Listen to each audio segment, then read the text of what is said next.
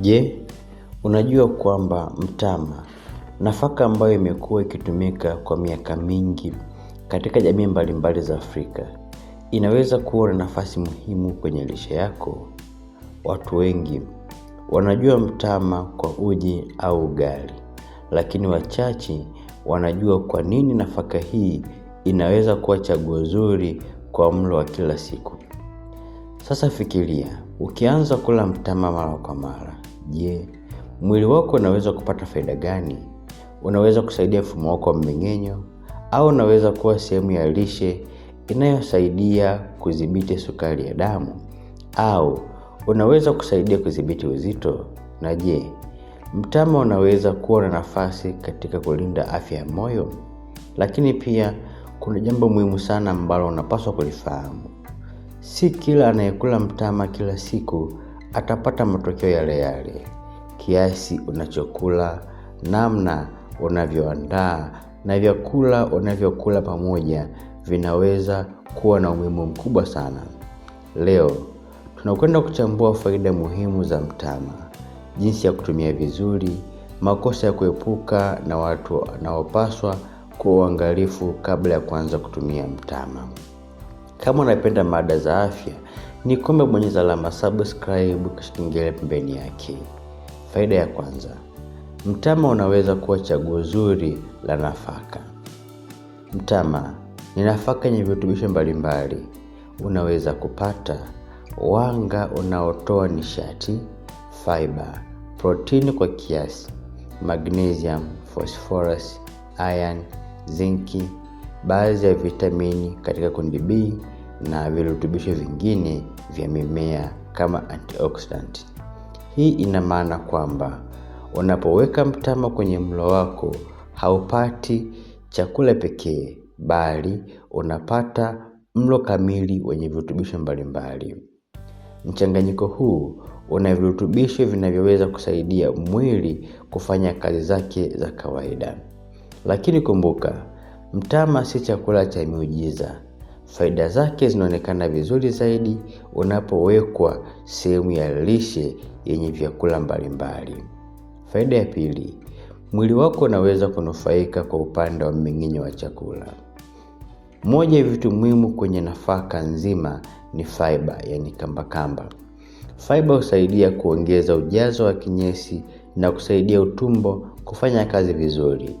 Kwa mtu ambaye lishe yake ina fiber kidogo, huongeza vyakula kama mtama, mboga, matunda, maharage na nafaka nyingine nzima zinaweza kusaidia kuboresha ulaji wa fiber.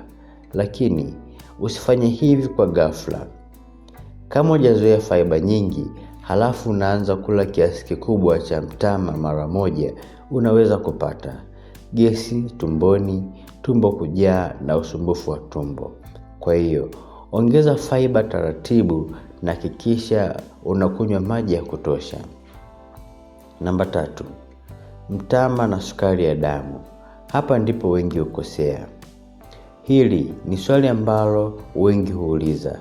Je, mtu mwenye kisukari anaweza kula mtama? Mtama unaweza kuwa sehemu ya lishe ya mtu mwenye kisukari. Lakini usiamini kwamba kwa sababu ni mtama basi hauwezi kuongeza sukari ya damu.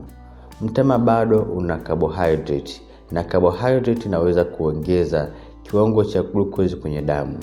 Kinachoweza kuwa na faida ni kwamba bidhaa za nafaka nzima zenye fiber zinaweza kuwa na athari tofauti kwenye mmeng'enyo na ushunzaji wa carbohydrate kuliko baadhi ya nafaka ambazo zimesindikwa sana.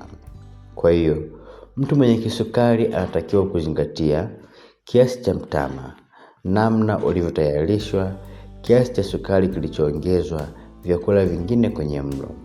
Kwa nafaka, uji mkubwa wa mtama wenye vijiko vingi vya sukari si sawa na uji wa mtama usio na sukari nyingi. 4. Afya ya moyo inaweza kunufaika kupitia lishe nzima. Mtama unaweza kuwa sehemu ya lishe inayolenga afya ya moyo. Kwa nini? Kwa sababu una fiber, baadhi ya madini na virutubisho vya mimea. Lakini nafaka inaweza kuwa jambo la muhimu sana. Mtama si dawa ya ugonjwa wa moyo. Afya ya moyo inategemea mambo mengi. Kwa hiyo, ukiwa unataka kulinda moyo wako, usiangalie mtama pekee. Punguza vyakula vyenye mafuta mengi yasiyofaa, dhibiti chumvi, fanya mazoezi, zingatia uzito wako na fuatilia shinikizo la damu na cholesterol inapohitajika. Namba 5. Je, mtama unaweza kusaidia kudhibiti uzito?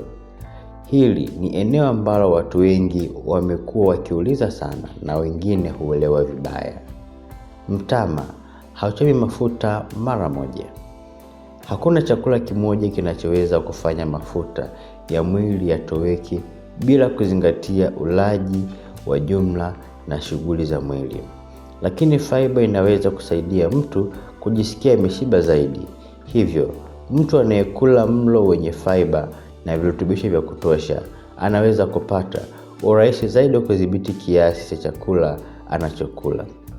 Lakini kumbuka, uji wa mtama wenye sukari nyingi bado unaweza kuwa na kalori nyingi, na ugali mkubwa wa mtama pamoja na mlo wenye kalori nyingi unaweza pia kuchangia kuongezeka kwa uzito.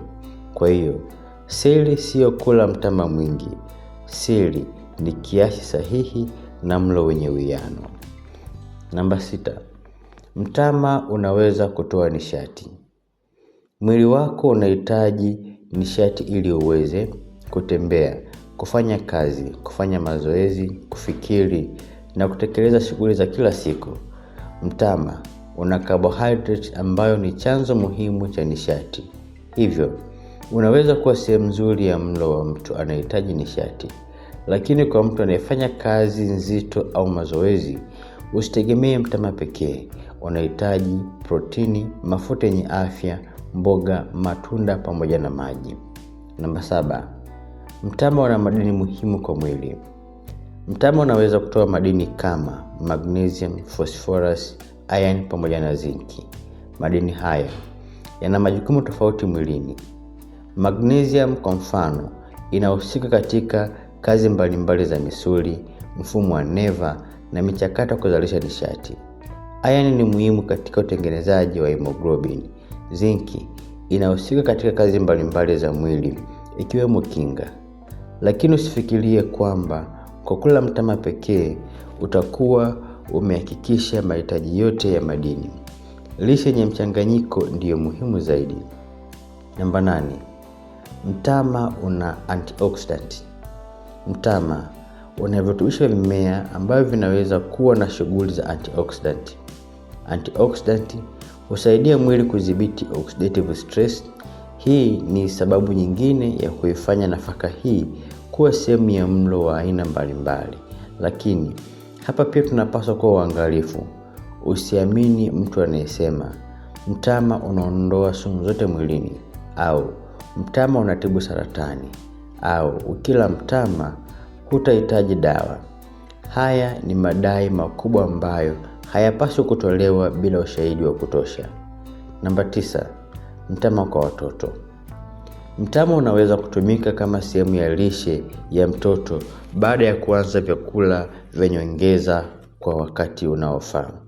Uji wa mtama unaweza kuwa sehemu ya mlo, lakini usiwe chakula pekee.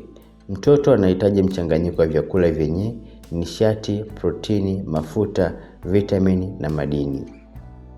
Kwa hiyo, wazazi wanapaswa kuhakikisha mtoto anapata aina mbalimbali za vyakula kulingana na umri wake.